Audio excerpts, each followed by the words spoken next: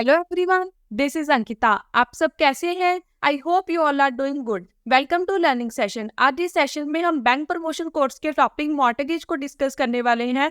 हम इसकी टाइप, इसके कैरेक्टरिस्टिक्स को आज इस सेशन में कवर करने वाले हैं। तो आप इस सेशन की स्टार्टिंग से लेके एंड तक जुड़े रहिएगा।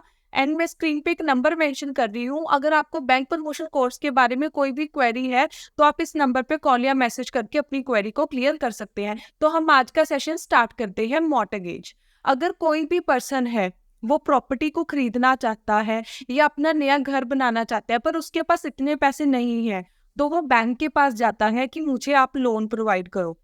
अगर बैंक कहता है कि ठीक है आप मेरे से लोन ले लो, बट आपको मुझे कोई सिक्योरिटी प्रोवाइड करनी होगी, इन केस आप मेरे को नहीं पेमेंट करते हो तो मैं उस प्रॉपर्टी या जो भी आप मेरे पास गिरवी रखोगे उसको बेच के अपनी अमाउंट को रिकवर कर पाऊँ।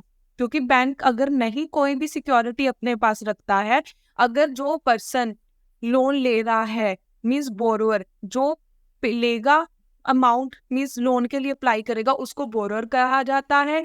जो उस अमाउंट को देगा मीन्स बैंक को हम लेंडर बोलते हैं।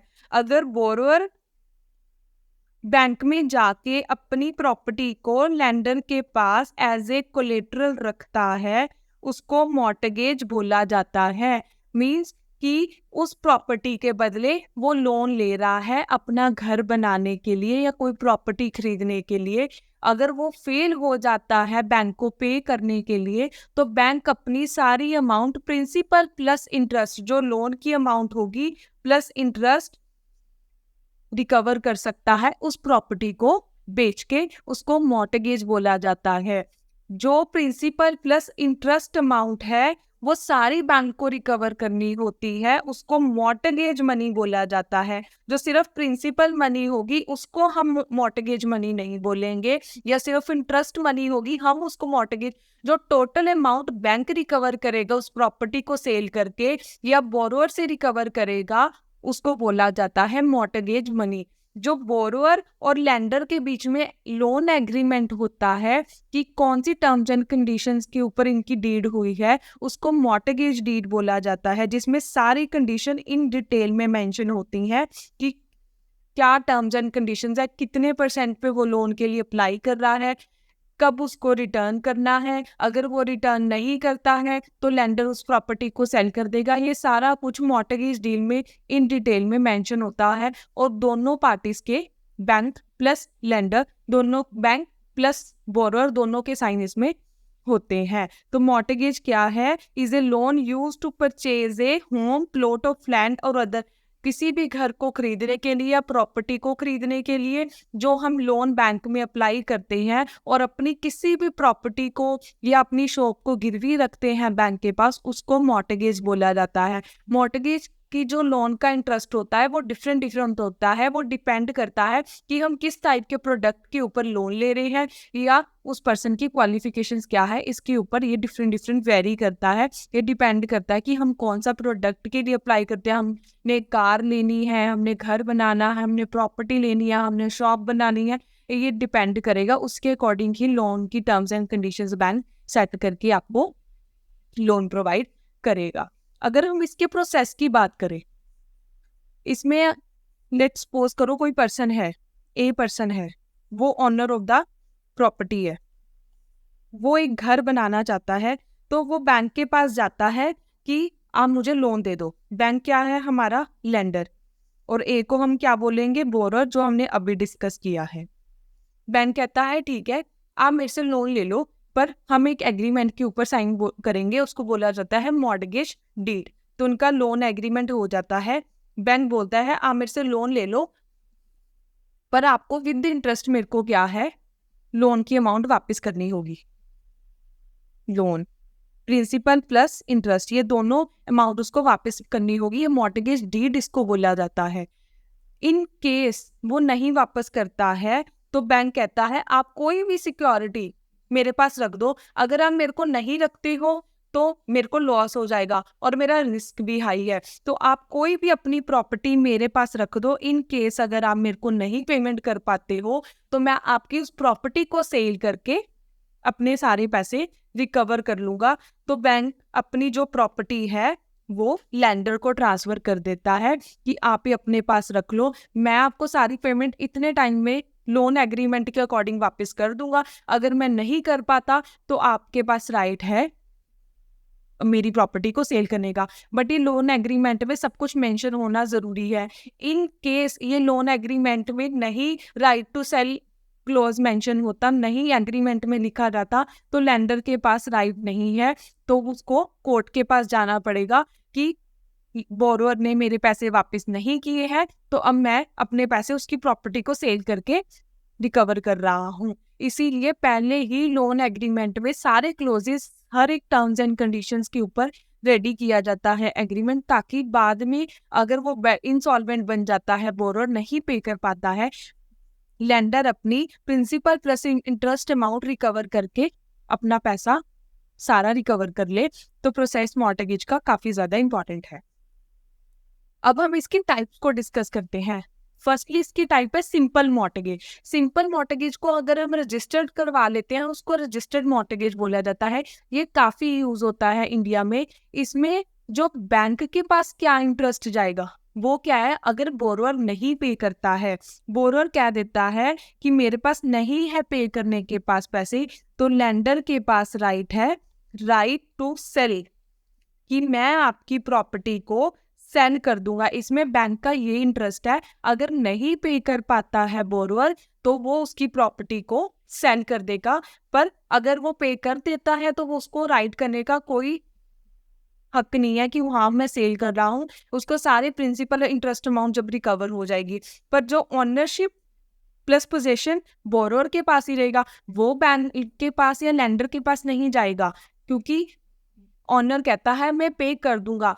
इन केस वो नहीं पे करता है तब ऑनरशिप बैंक के पास ट्रांसफर होगी, तब बैंक उसको सेल कर पाएगा, पर ऑनर क्या है इन टाइमली वापस करने का उसके पास राइट है। ये सारा कुछ मॉर्टगेज डीड में डिटेल में मेंशन किया जाता है। तो पोजेशन और ऑनरशिप सिंपल मॉर्टगेज में बोरोअर के पास ही रहेगी, वो बैंक के पास नहीं ट्रांसफर होती है। सेकेंड जो इसकी टाइप है mortgage bye conditional cell.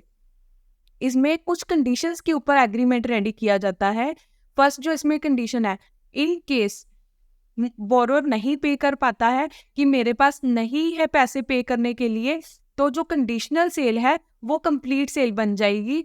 Lender क्या है, बोरोअर के हाउस को बेच देगा, प्रॉपर्टी को सेल करके अपने सारे पैसे रिकवर कर लेगा। सेकंड इसमें क्या कंडीशन मेंशन हो सकती है एग्रीमेंट में, कि मैं आपको पे कर दूंगा, आप मुझे साथ के साथ अगर मैंने आपको ऑनरशिप ट्रांसफर की है तो आप मुझे ऑनरशिप ट्रांसफर कर देना। अगर बोरोअर ने पहले ही ऑनरशिप ट्रांसफर कर दी कि ठीक है आप मेरे से ऑनरशिप ले लो, अगर मैं आपको पैसे नहीं वापस करता तो आप मेरी प्रॉपर्टी बेच देना, तो ये क्या है, कंडीशनल सेल से फिर कंप्लीट सेल बन जाएगी, क्योंकि उसने पैसे वापस नहीं किए। थर्ड केस में अगर बोरोअर ने ऑनरशिप पहले ट्रांसफर कर दी है और प्रिंसिपल प्लस इंटरेस्ट अमाउंट उसने कंप्लीट जो भी टाइम पीरियड इनके बीच में सेट हुआ था लेंडर को दे दिया है सारे पैसे वापस, तो ऑनरशिप साथ के साथ बोरोअर को ट्रांसफर हो जाएगी, तो वो कंडीशनल सेल क्या है, वॉइड बन जाएगी। वो उसी कंडीशन पे सेल कर सकता है लेंडर जब क्या है बोरोअर पे नहीं करता है, तब वो कंप्लीट सेल बनेगी। अगर बोरोअर ने पहले ही ऑनरशिप ट्रांसफर कर दी तो अगर वो पेमेंट कर देगा तो वो वेल एंड गुड है कि वो पैसे सारे के सारे वापस कर देगा, तो वो सेल नहीं करेगा, वो वॉइड सेल मानी जाएगी। बट ये सारी कंडीशन इनमें से जो भी उनको सुटेबल लगती है वो कंडीशनल सेल एग्रीमेंट में क्या है मेंशन की जाती है मॉर्टगेज डीड में, ताकि बाद में लेंडर या बोरोअर दोनों को कोई इशू ना आए। अच्छी टर्म्स एंड कंडीशंस पे एग्रीमेंट रेडी किया जाता है जो भी दोनों को सुटेबल है। थर्ड जो इसकी टाइप है यूसुफ्रक्चुअरी मॉर्टगेज। यूसुफ्रक्चुअरी मॉर्टगेज में क्या है, पोजेशन क्या है, लेंडर के पास ट्रांसफर हो जाती है, उसमें इंटरेस्ट क्या है,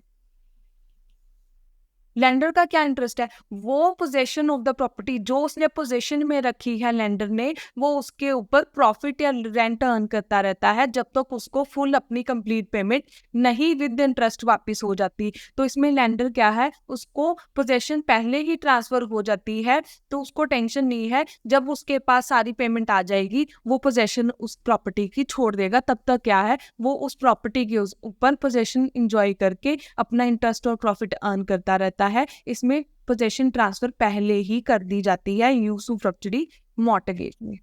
नेक्स्ट जो इसकी टाइप है इंग्लिश मॉर्टगेज। इंग्लिश मॉर्टगेज में क्या है, ऑनरशिप ट्रांसफर हो जाती है पहले ही।